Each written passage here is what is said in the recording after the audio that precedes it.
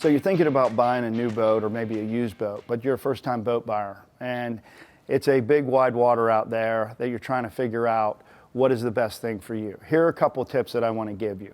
First, let's determine how the boat is going to be used.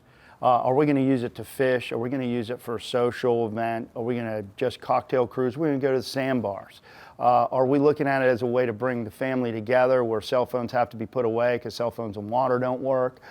Those are the things that you really want to look at, and you want to look at how you're going to use that boat 70 to 80% of the time and how many people you may have at that time as well. But remember, 70 to 80%. There's no perfect boat out there, just like there's no perfect car. So what we're trying to achieve is the way that you use it most of the time. Forget about the 10%. That 10% of the time, you'll make it work if you need to.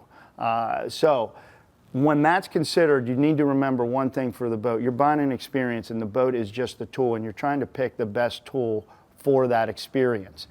So what type of person are you? Are you a person that has to have the best of everything, or are you a person that likes to be a value shopper? Just like cars, boats are the same way. We have luxury brands, we have value brands, we have low-end brands. That's one thing that you need to determine ahead of time and be truthful with yourself, because that will determine the type of boats that you end up looking at, or the type of manufacturers and dealers, and the type of experience are you looking for.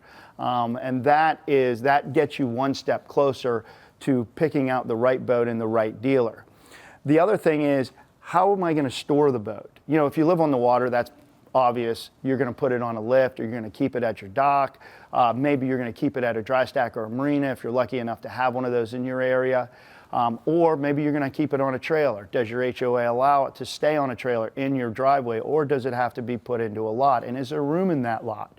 Or do we have to get a lot somewhere off-site? One thing to consider on this is the more convenient that you make it to boat, the more you will use the boat. So that should all go into the consideration of, you're going to spend a lot of money, whether you buy a used boat or a new boat, you're going to spend a lot of money. You want to make sure that you utilize that money smartly and give yourself the best opportunity to enjoy the experience. Now, the other thing that you want to consider is just what type of boat do you want that will work for your needs. So the choices out there are center consoles, dual consoles, inboard, outboard, outboards, catamarans.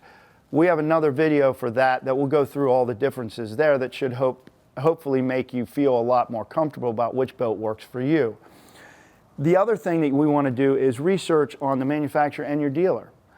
Areas you can go to is every manufacturer has a website that you can look at, and every dealer has a website that you can look at. But always remember that those are also going to bring out the best. They're never going to say anything bad on their website. A good way to look at it is sometimes look at reviews. Also, when you walk into the dealership, what type of feel do you get?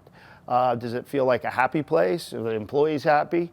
Or does it seem like it's a little down and out and nobody seems to be happy?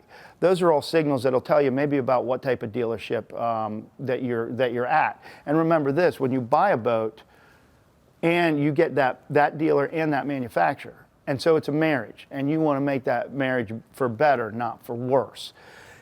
The other part that a lot of people talk to me about is about budget.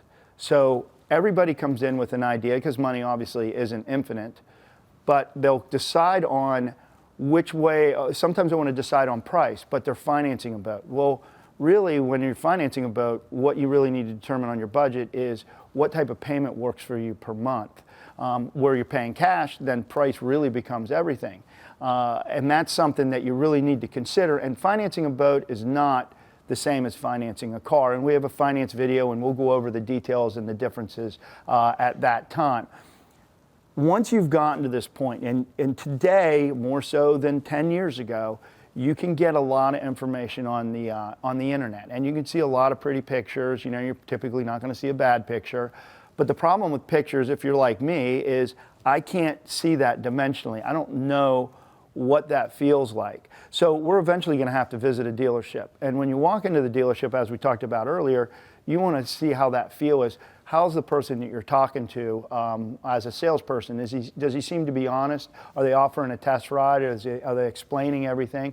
Are they allowing you to go into the boat? So you want to go into that boat and feel, once you've decided on the type, or maybe down to 3 types, decide on how does it feel to you? Does the seating feel good? And remember, if there's a seat, sit in it, because one seat may look good, but it's not comfortable at all. And a seat was designed to be sat in, not to be looked at. And from there, then I think you will find that a professional salesperson will walk you through the sales experience and give you the right tool for the job and experience that you're looking for.